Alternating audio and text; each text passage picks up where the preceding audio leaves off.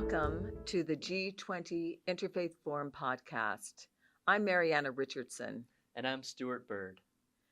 Welcome to January 2025. We're really Yeah. excited to start a new year of podcasts, but a new year for IF20.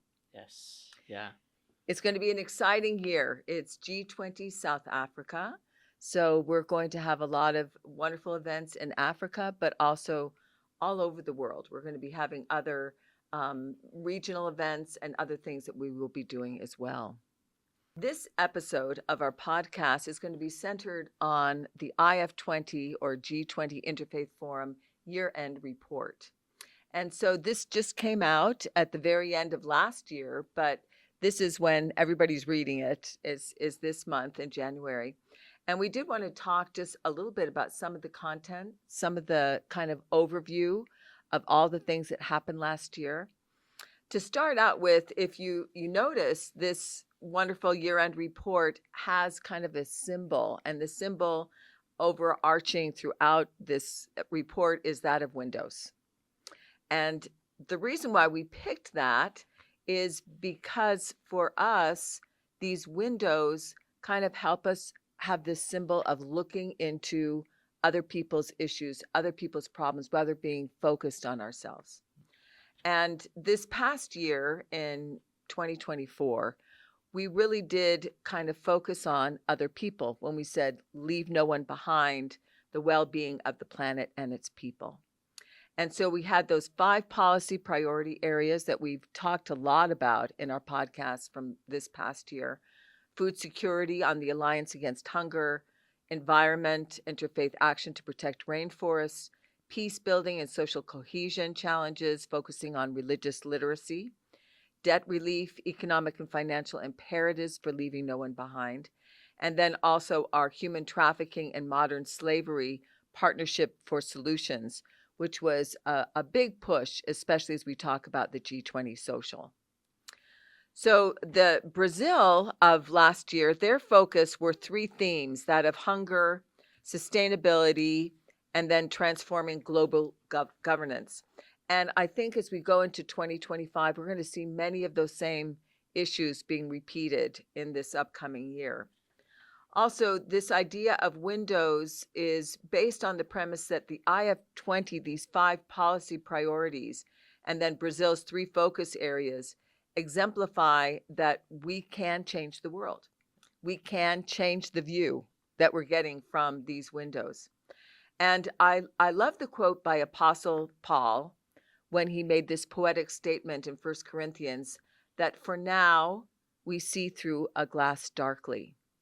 And I think that illustrates the difficulties that people of the world have in viewing their own problems and the problems of others.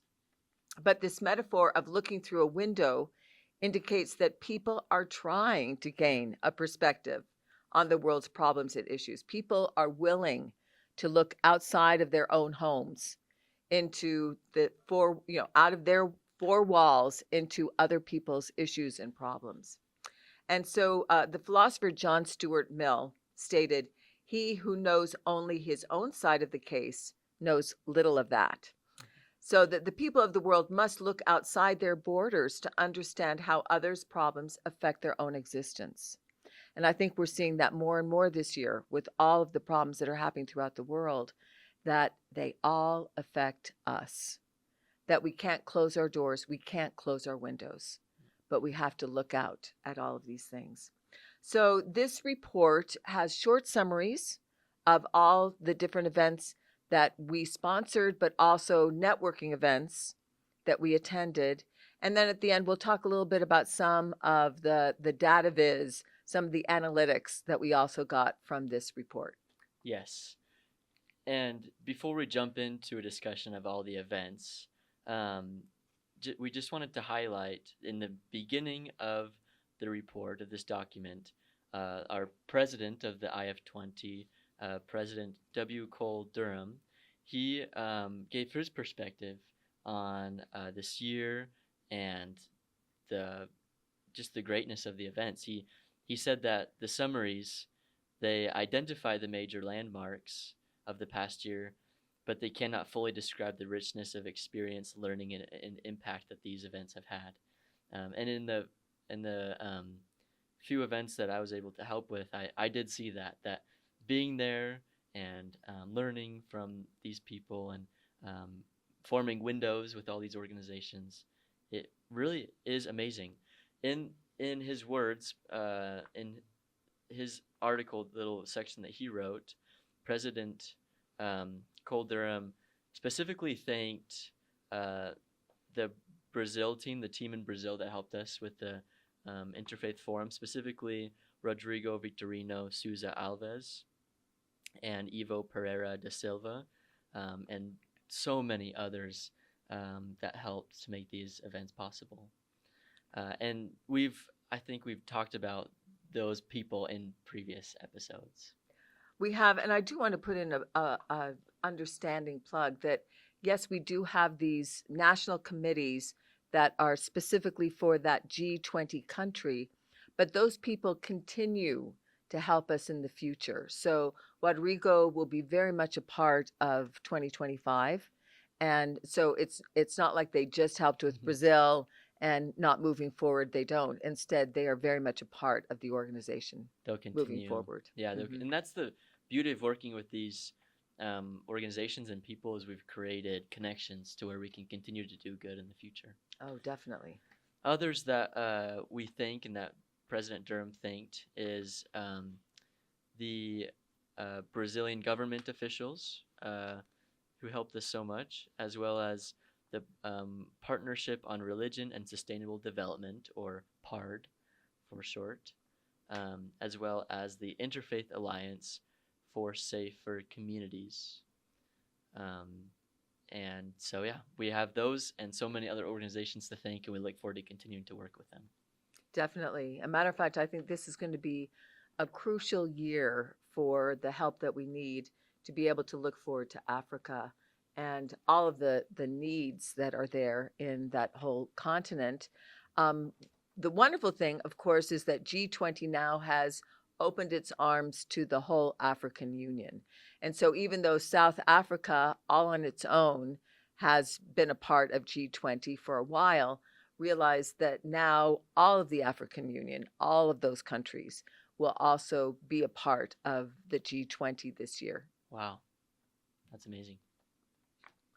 So as we look forward to kind of an overview, a summary of some of these events, many of these I do want to put in a plug for some of our podcasts previously. We have talked in much more depth than we're going to be doing today about some of these things.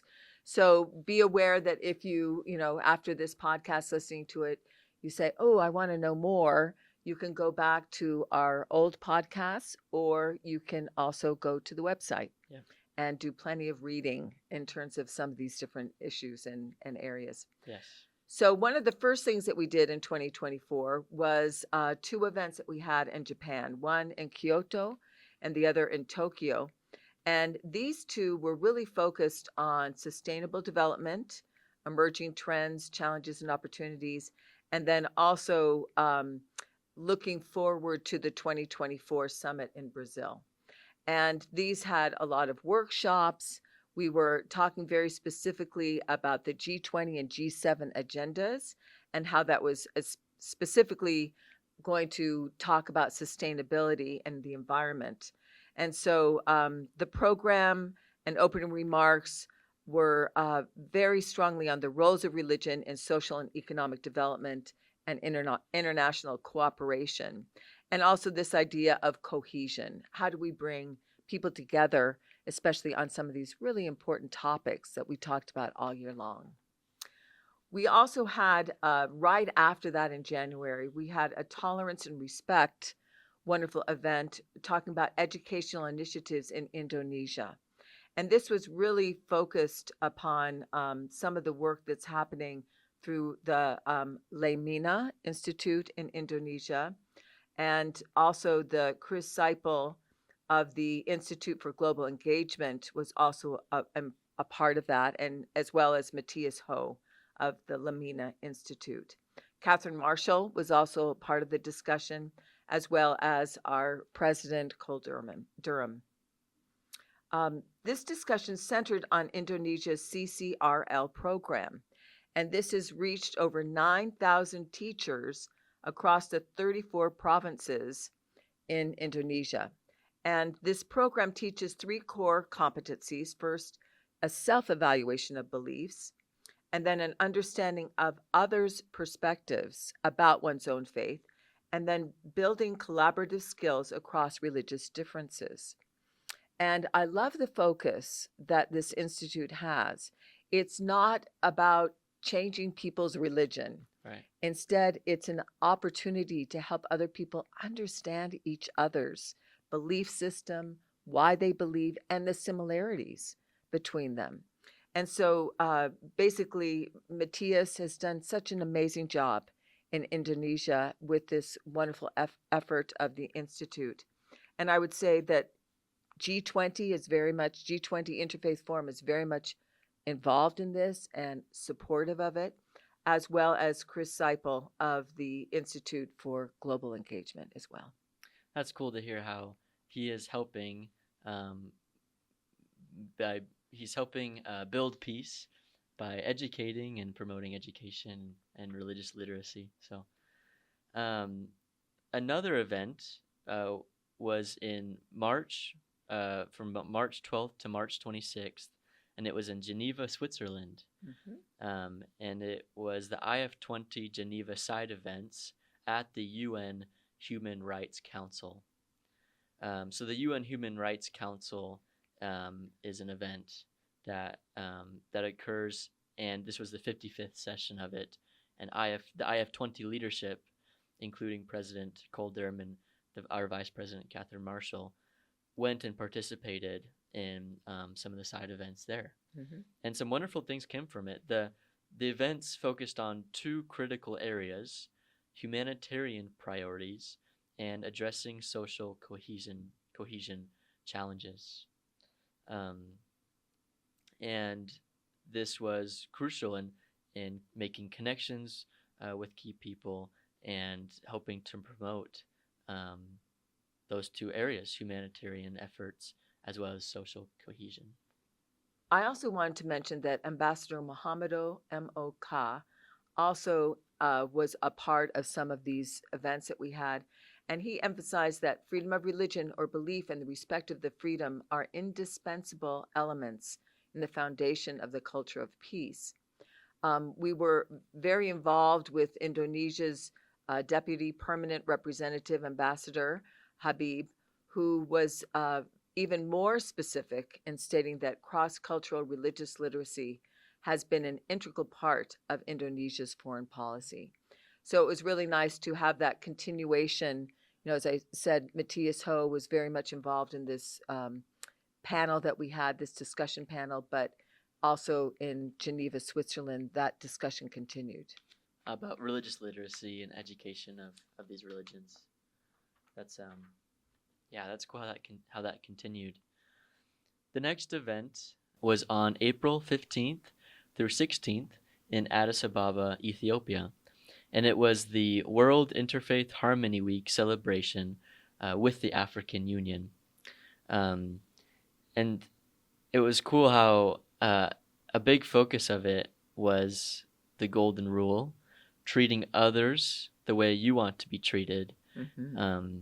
I think Golden Rule Day, the official Golden Rule Day holiday, was that week or maybe during the event, and so that's a cool focus that they had. In other organizations that we've already mentioned that were there, the Interfaith Alliance for Safer Communities joined us there. The G20, obviously the IF20, the Interreligious Council of Ethiopia. And so it was cool, a great event for us to go and connect and celebrate harmony and living the Golden Rule.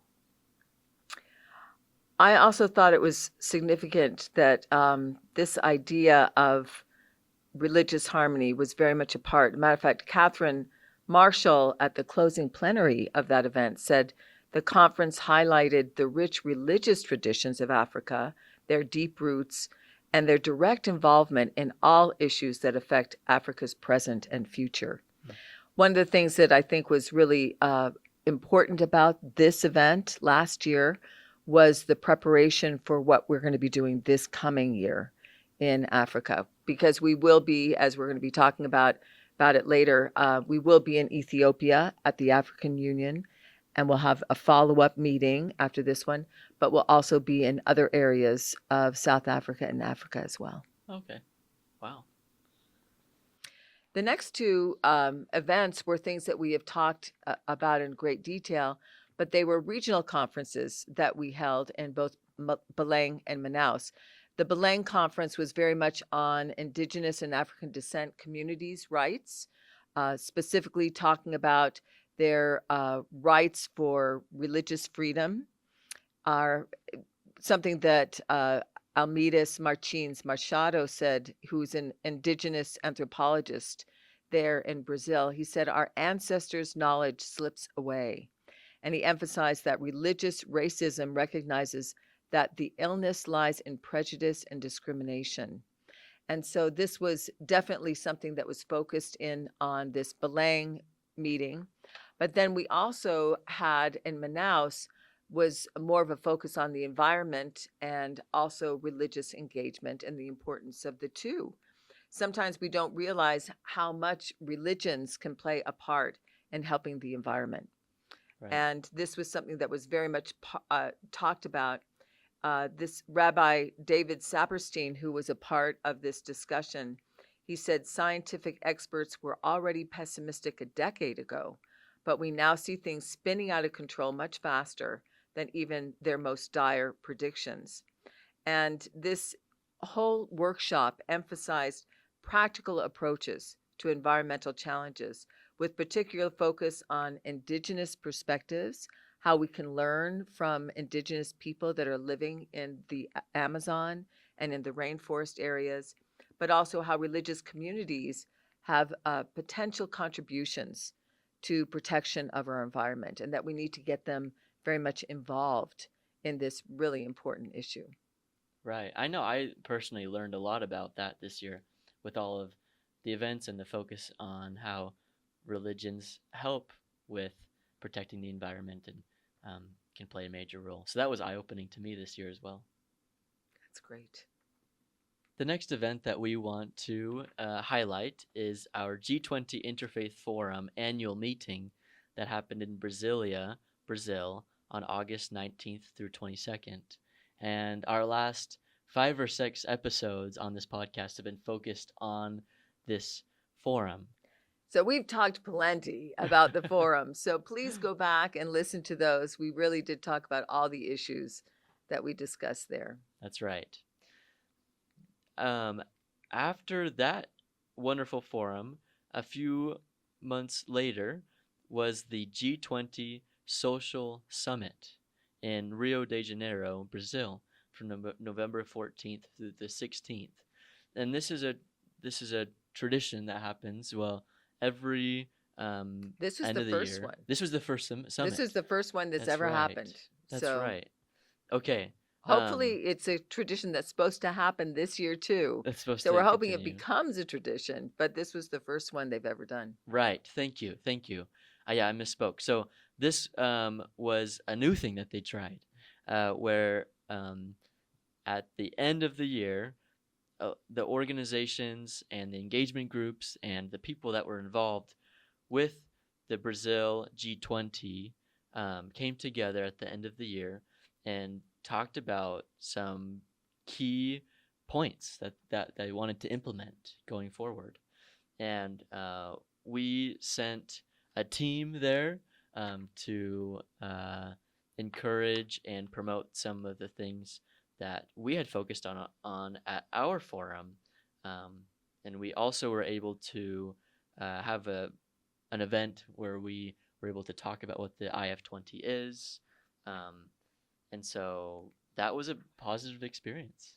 Well, not only was it positive, but from this event, what President Lula of Brazil decided that he would do is that he would take the most salient, the most important things that happened from the G20 social and put them into his final recommendations that he was sending to G20. Most significantly, the language that appears to have directly influenced Article 31 of the G20 Leaders Declaration, where all G20 leaders are committed to eradicating forced labor, ending modern slavery and human trafficking, as well as eliminating all forms of child labor. So that statement that went into the final G20 Leaders Declaration was actually influenced by IF20. Whoa. And so we are very excited about the fact that that happened this year. Yeah, that is so cool. That's so cool that because that was a big focus from our year too with various webinars and forums, and that's amazing that it got into the final G20 proposal. Oh, I know. No, it was. It was a huge, major event for us this past year. Wow. Now, these are kind of all the major events that we actually were the sponsors of, but we also had a lot of networking events. And these are events that we went to and spoke at or were very much a part of, but they were not our events per se. One of those was the International Religious Freedom Summit that happened last year. We are looking forward to going again. It's going to be next week. And so we will have another podcast about the IRF Summit in terms of what happened this year. We also had in July a multi-faith collaborations in an inclusive society. This was a regional kind of a meeting that we had in Jakarta, Indonesia. The IF20 leadership had the opportunity to help with the planning and to participate in this very important event. And then we had the World Economic Forum and refugee events at UNGA in September. And this was really important for our refugee support. We had a major panel that was organized jointly by Islamic Relief, HIAS, the Church of Jesus Christ of Latter-day Saints, which highlighted both achievements and challenges in faith-based refugee assistance. And this was a wonderful discussion for all of these refugee organizations to meet and to talk about, what they've done, but also how they can help each other, what kind of collaboration can happen. And then there was an ICLARS conference at Notre Dame, which our President Durham spoke at. And then we had COP29, where we had a global summit of religious leaders there that approximately 300 world religious leaders gathered in Baku, Azerbaijan in November of this past year. And that was a very significant, opportunity as we talked about what happened in Manaus and religious engagement in sustainability and environmental issues. That was definitely the focus of this November event. And then along with that COP29, we also had the Faith Pavilion, which was something that we also participated in. And we are so grateful for the people that were very much supportive and helped make that Faith Pavilion come to pass. So the early sessions at the Faith Pavilion focused on the role of religious leaders and religious groups in climate conservation. And I think that's really important for us to realize that religious groups need to be a part of what's happening with our saving our environment. Right. Catherine Marshall also was involved with the GNRC, the Global Network of Religions for Children, their forum that happened in Abu Dhabi. And she spoke at the event. And specifically, they were talking about children and how different religious leaders can help with children issues. And finally, the last networking event that we were part of was Project Liberty, which was a summit on the future of the internet. And that is an interesting focus that we also kind of started to have this year, was that of artificial intelligence. And it's been something that is throughout the news. I mean, we're talking so much about how is AI going to affect a lot of these different issues. But what we were also thinking about is how is AI going to affect interfaith and also religions in general. So Project Liberty was an opportunity for an interfaith group to come and talk about AI, social media, how can this become a more positive platform for religious groups. And it was a wonderful place for us to talk.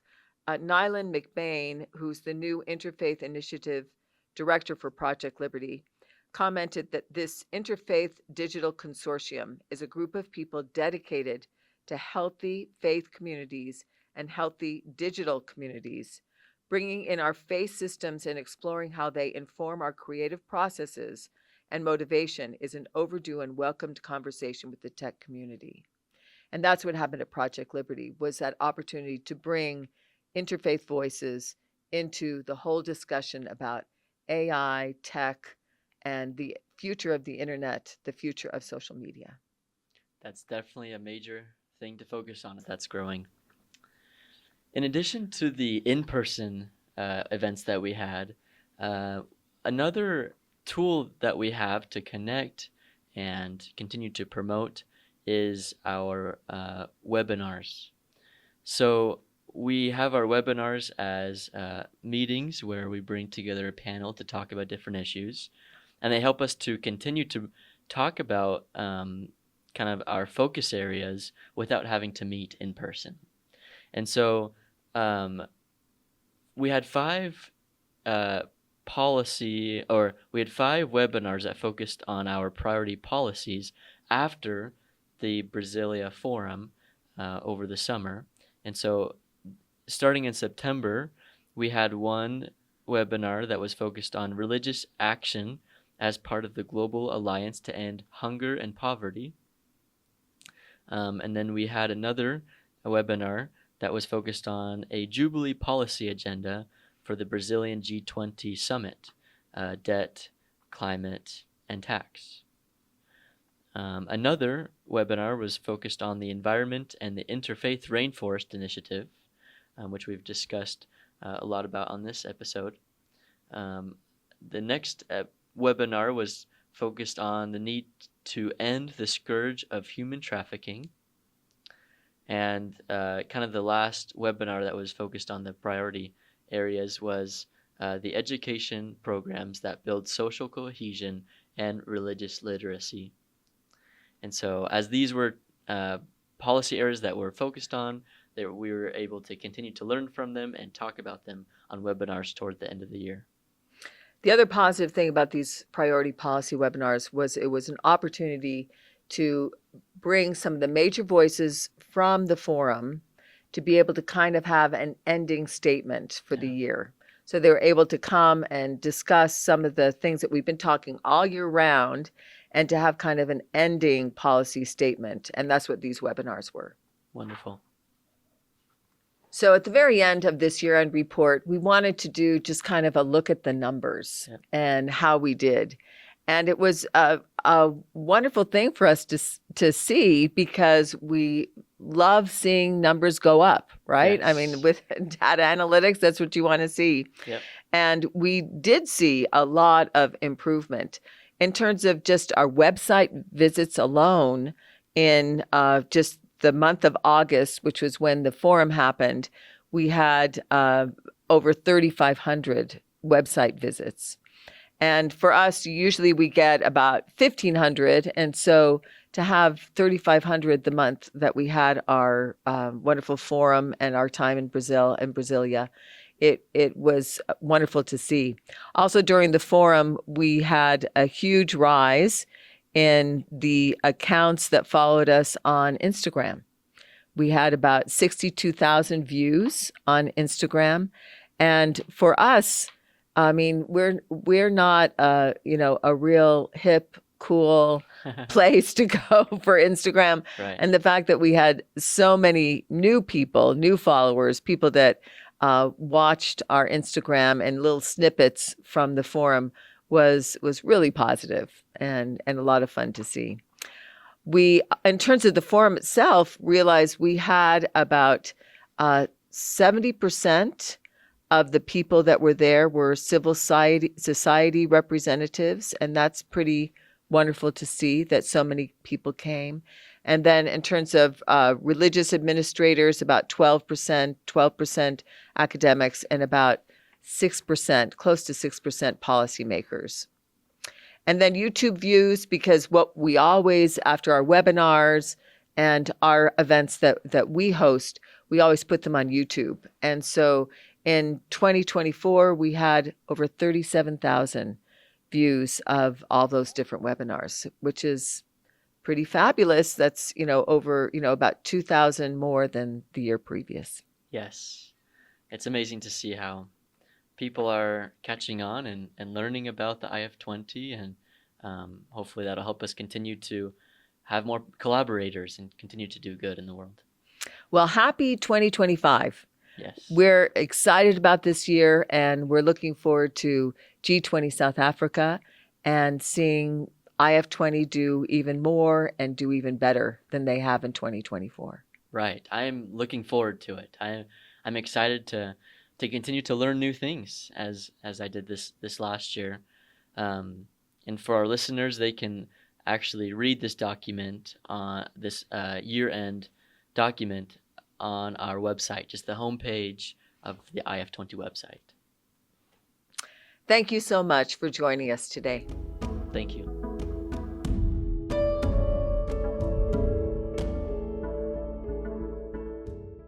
The podcast provides information and discussions on the G20 Interfaith Forum, but the views expressed are those of the individuals involved and not necessarily the official stance of the forum. The content is for general informational purposes only and should not be considered professional advice or expert recommendations. Listeners should exercise personal responsibility, seek professional guidance, and conduct further research when making decisions based on the podcast. The information shared may not always reflect the most current developments, and external links or resources are provided for additional information but are not endorsed or controlled by the podcast. By listening to the podcast, listeners acknowledge and accept these disclaimers. Please be aware that the content of this podcast may be subject to copyright. Unauthorized copy, distribution, and reproduction of any part of the podcast is prohibited.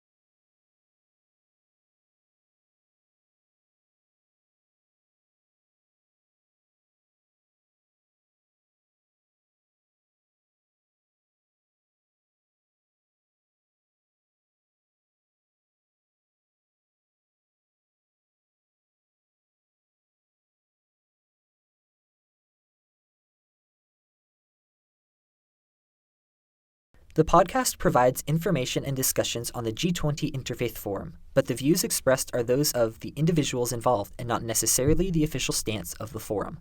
The content is for general informational purposes only and should not be considered professional advice or expert recommendations. Listeners should exercise personal responsibility, seek professional guidance, and conduct further research when making decisions based on the podcast. The information shared may not always reflect the most current developments, and external links or resources are provided for additional information but are not endorsed or controlled by the podcast. By listening to the podcast, listeners acknowledge and accept these disclaimers. Please be aware that the content of this podcast may be subject to copyright. Unauthorized copy, distribution, and reproduction of any part of the podcast is prohibited.